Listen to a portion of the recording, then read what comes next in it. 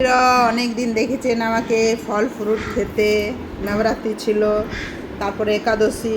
তো আজকে হয়ে গেছে ভাত ভাত সন্নাখাড়ি আলুর তরকারি, আর চানা ডালে পালং শাকের ডাল, আর এই যে তেলাপিয়া মাছের ঝাল।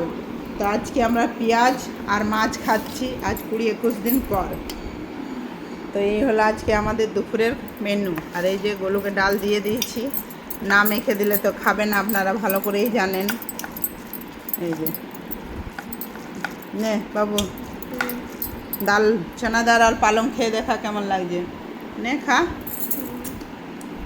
খা খা না খা না।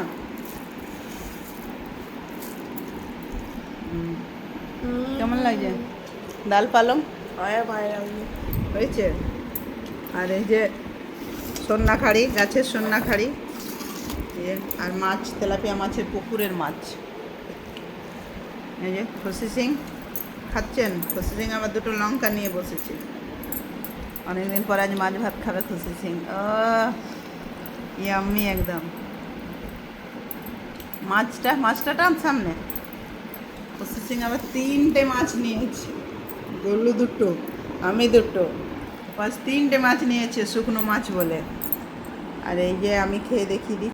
আমি তো ডাল দিয়ে খাবো না, আমি মাছের ঝাল দিয়ে ভাত মাখলাম। এই যে মেখে, আর এই যে যা হয়েছে না হ্যাপি। অনেকদিন পরে খাচ্ছে না, অমনি তো লাগছে। খিদে পাওয়ার পরেই খাচ্ছে, তাছাড়া খাওয়া যাচ্ছে না। অল্প অল্প কটাই ভাত খাচ্ছি। এই যে দারুণ।